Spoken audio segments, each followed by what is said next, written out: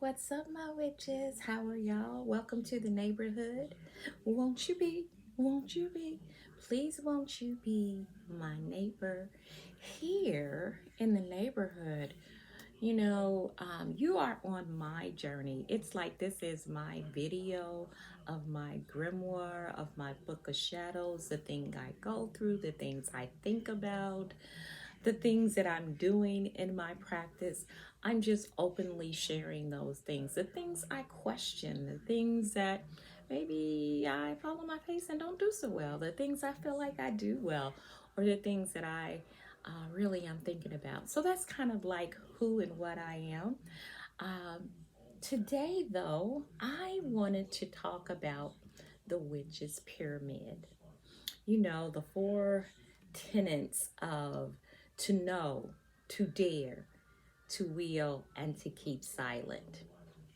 And I'm going to kind of speak on what they mean to me, and then I'll kind of do some, um, I did a little research, so I'll talk about that too.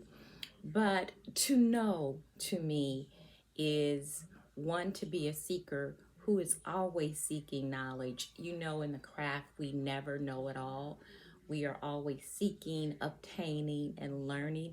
And then to know also is that gnosis, where you spend time in meditation and receiving messages. So it's an internal experiential knowing. You know because you've experienced it.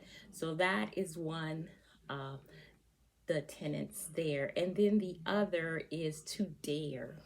To be a witch to me is to always take yourself to the next level. So it's um, that inkling to dare to go to another level, to dare to do something you've never done before, to dare to try new things.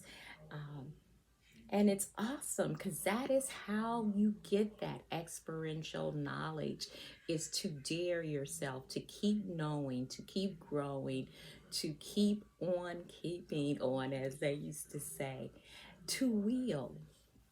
It has so much to do with your will.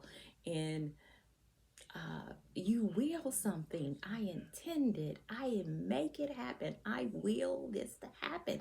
And it takes that strong internal force of to will this to be. And I know it will be. And it's going to be successful. And it's going to be right. And finally, to keep silent. Um, there are some things I share on this channel, and there are some things that I would not share. And there is a part of the craft that is just to best to be silent. Silent to protect other practitioners who may not be in the broom, who may be in the broom closet. I'm sorry. Silent because I don't feel like every working should be on the internet. Some things that you do should be private and sacred to you. Silent in respect to other people. Sometimes even when you get attacked, if you know who you are and you are strong, and you sometimes it's best just to be silent and let them, you know, if you are doing the right thing will show. Okay. So sometimes it's best to be silent in that manner. So silence for the protection of yourself and others. So that comes with some wisdom also. Silent in that you don't need to share everything in public. Sometimes you need to know, I guess it's that one song by Kenny Rogers, you got to know when to hold them and know when to fold them, know when to walk away, know when to run. That's that part of to keep silent to me. So it's the combination of all of those things and learning to do those things in wisdom that makes these four tenets okay, that make these four tenets important for the witch. And then just to kind of read through some of the things. Now, I got a lot of this information. Not I knew this, but I kind of backed up some of this information from a pagan site called Raise the Horns, and the author is, I'm sorry, I'm trying to go here. I may have to come back and give you the author here in another time, but And plus from various books and stuff. Like it's just not from him alone, but it's from other books and stuff also. I think I got this from Patheos.com, which is like a site.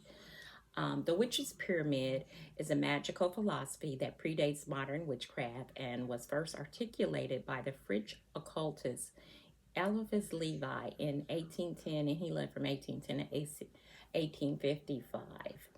And in his two-volume Transcendental Magic, its doctrine and ritual released in 1854 through 1856.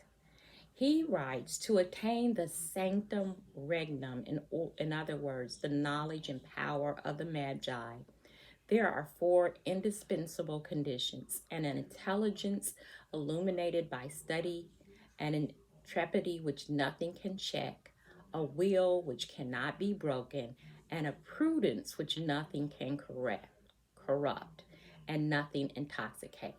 So to know, to dare, to will, and to keep silent. Such are the four words of the Magus, inscribed upon the four symbolic forms of the Sphinx. For Levi, the Magi were the carriers of magical tradition. Just before introducing his readers to what had become the Witch's Pyramid, he writes that magic is the traditional science of the secrets of nature which has been transmitted to us from the Magi. In Levi's words, in order to become a successful magician, one must be like the Magi, and to be like the Magi, one must adhere to the four principles of to know, to dare, to will, and to keep silent. Levi was quite explicit in what these four principles mean. To be a magician, one must know one's craft and study and be fearless in that study, afraid of nothing that it might reveal. This requires an iron constitution and a deep inner strength, along with a sense of judgment unhindered by outside forces. And because Levi equates his four words of the Magus with the legendary Sphinx, his indispensable conditions are sometimes referred to as the four powers of the Sphinx. In ceremonial magic circles, they are often called the four powers of the magus or magician.